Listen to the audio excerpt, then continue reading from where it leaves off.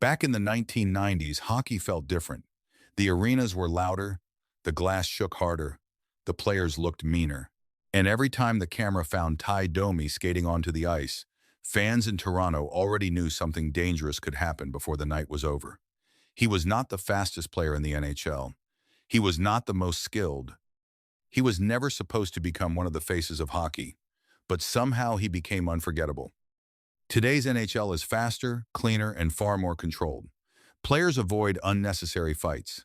Teams focus on speed and systems. Younger fans may call that progress.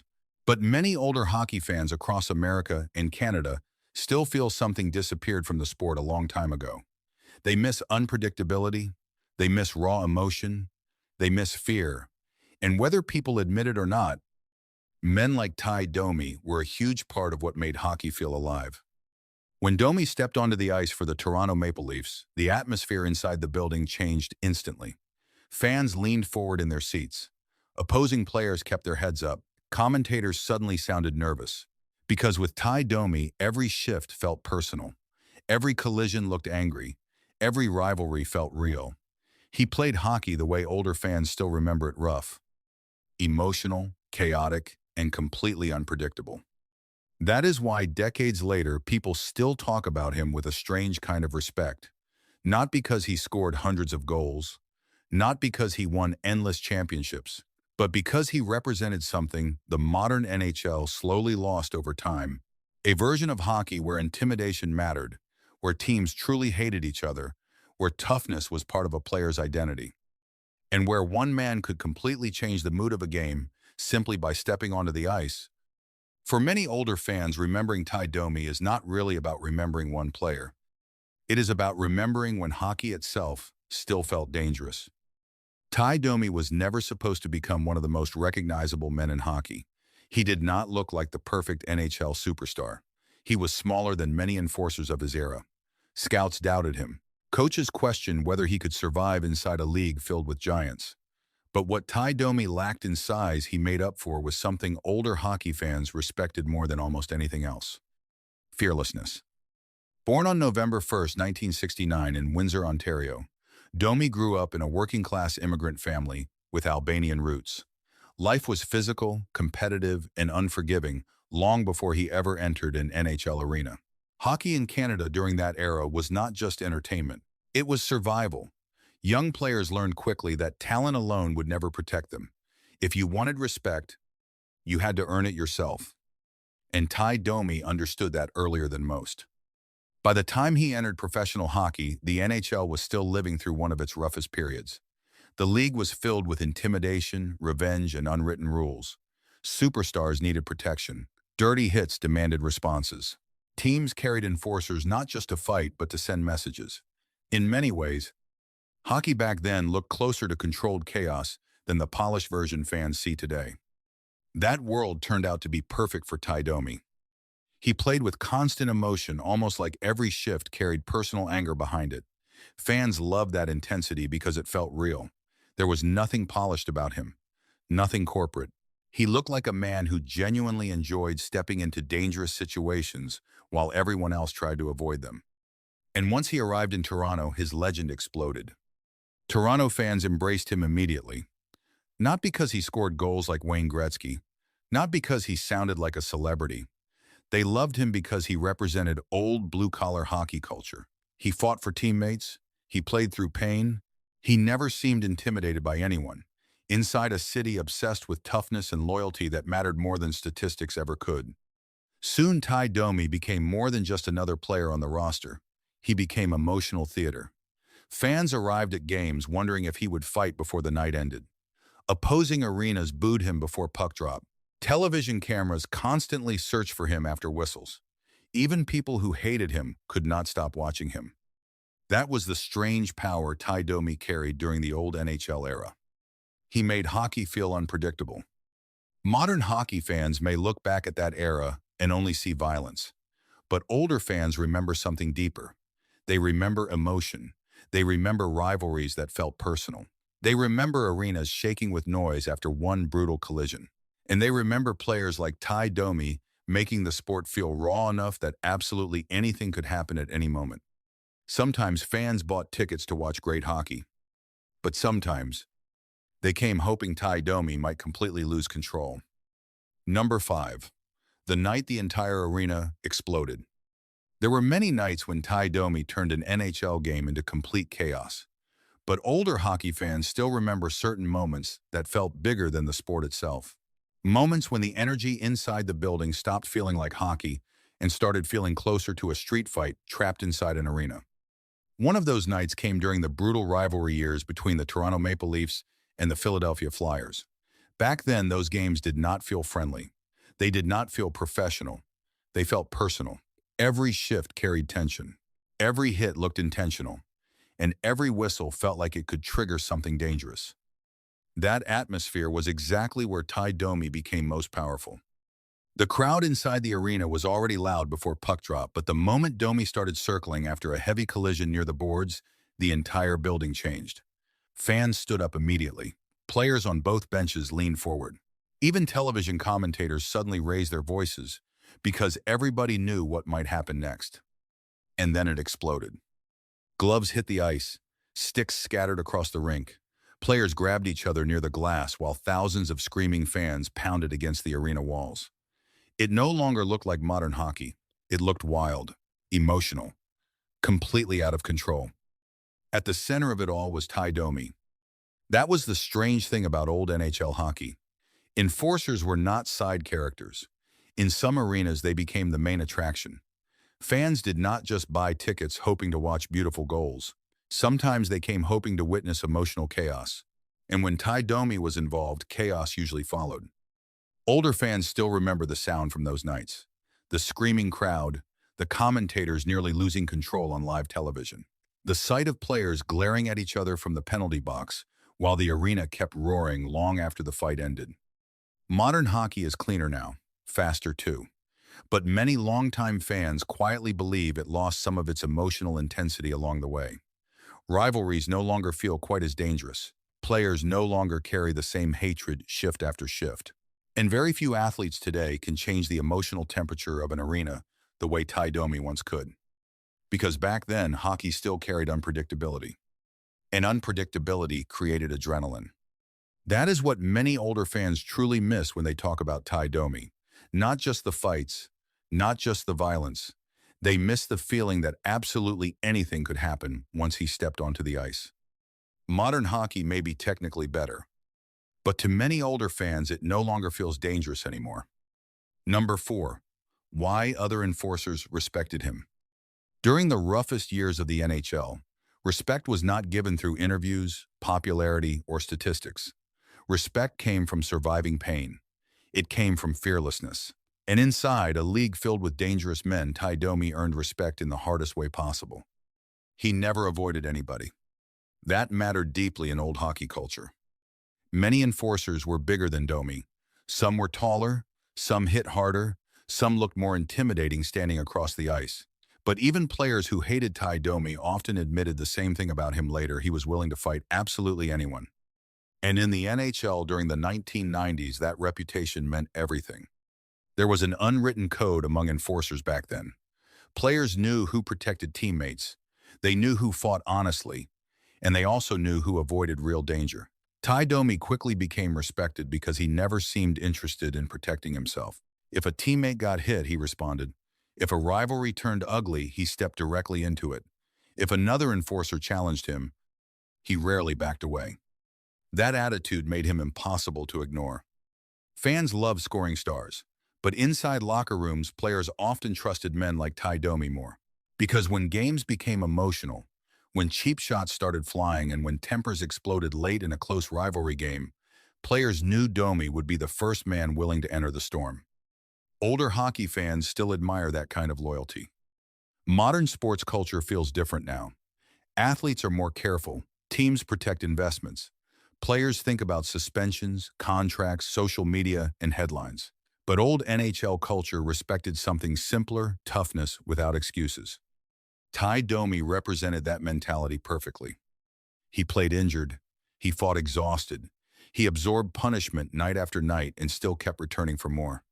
Sometimes his face looked swollen before games even started.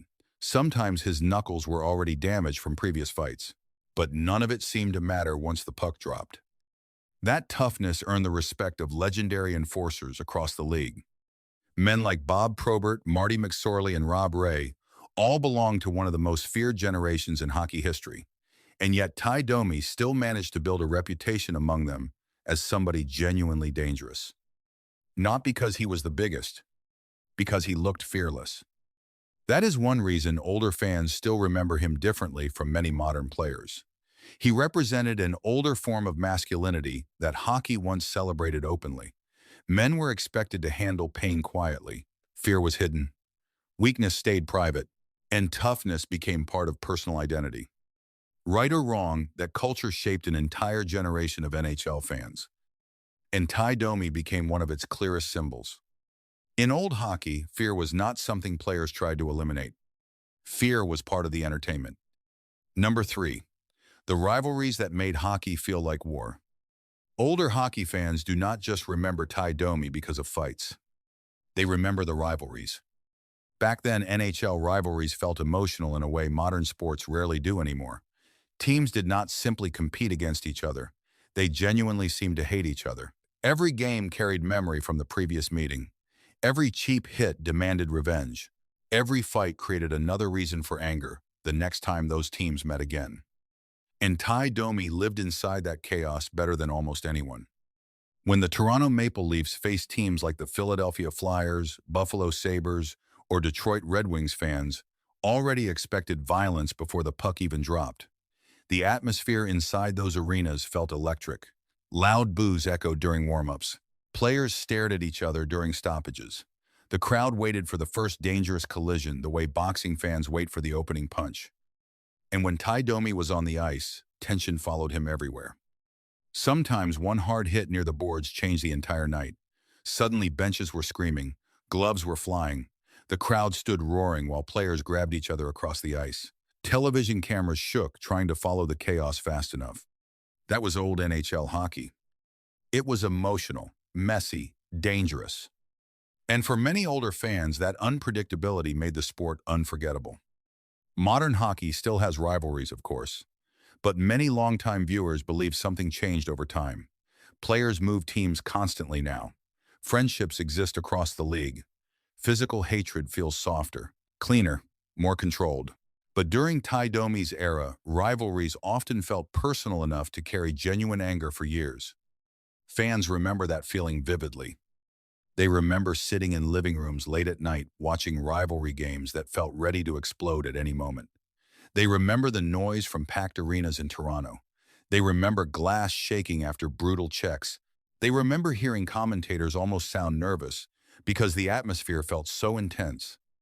Most of all, they remember emotional investment, because old hockey demanded emotion from everyone watching.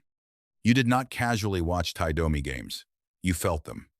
You felt the tension every time he chased a loose puck into the corner. You felt nervous when tempers rose late in close games.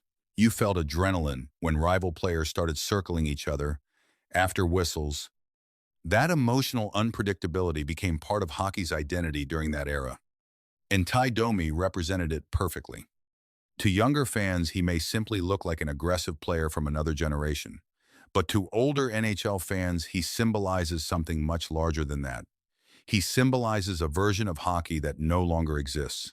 A version where rivalries felt dangerous enough that people remembered exactly where they were while watching them. Hockey once felt less polished, but it also felt more alive. And Tie Domi became one of the faces of that era. Number 2, he protected the stars. One thing many younger hockey fans may never fully understand about the old NHL is this: the superstars needed protection. Back then, skill alone was not enough to survive an entire season. The league was rougher. Cheap shots happened constantly. Opposing teams targeted elite players physically because intimidation was considered part of winning. And that created one of the most important unwritten roles in old hockey culture, the enforcer. Men like Tie Domi existed partly to protect the stars. Older fans understood this immediately because they grew up watching it happen every night. Skilled players could score goals and fill arenas, but enforcers made opponents think twice before taking dangerous liberties. That was the old code of hockey. If somebody attacked your star player, somebody had to answer for it. And Tie Domi answered constantly. He was never the biggest scorer on the Toronto Maple Leafs, but many fans believed he was one of the emotional leaders of the team because he sacrificed his body for everybody around him. He fought through injuries. He absorbed punishment. He stepped into dangerous situations most players desperately tried to avoid. That loyalty meant everything to old-school hockey fans, because deep down, many of them never truly saw Tie Domi as a violent man. They saw him as a protector. That distinction matters. Modern audiences often look back at old NHL fights and only see brutality, but older fans remember the loyalty underneath it. They remember teammates defending each other automatically. They remember players risking pain for the crest on the front of the jersey. They remember emotional accountability inside the locker room. And Tie Domi represented all of that.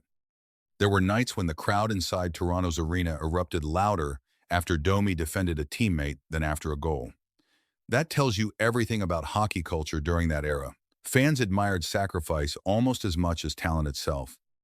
In many ways, old hockey fans connected emotionally to players like Tie Domi because they reminded them of working-class life outside sports.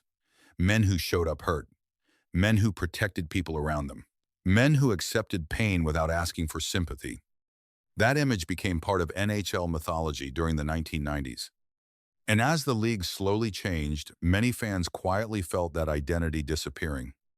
The modern NHL is faster, more skilled, more global, but some longtime fans believe it also became emotionally safer, cleaner, less personal. The old brotherhood between teammates no longer feels quite the same to them. That is why Tie Domi still matters emotionally to older audiences. He reminds them of a version of hockey where loyalty came before image, where toughness came before branding, and where players were willing to suffer publicly for the people skating beside them. Men like Tie Domi sacrificed their bodies so the stars could shine. And old hockey fans never forgot that. Number 1. He reminds fans of a lost NHL. When older hockey fans talk about Tie Domi today, they are usually talking about something much bigger than one player. They are talking about a lost version of hockey itself.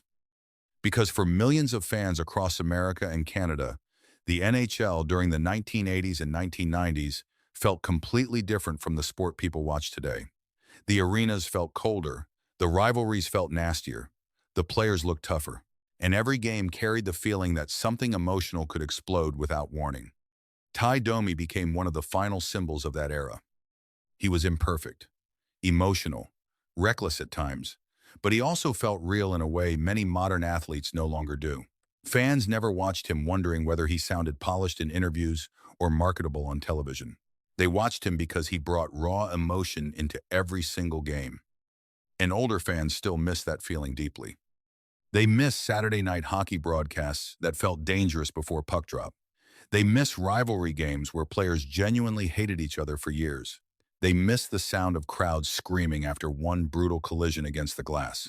They miss arenas filled with cigarette smoke, heavy winter jackets, and nervous anticipation every time tempers started rising. Most of all, they miss unpredictability.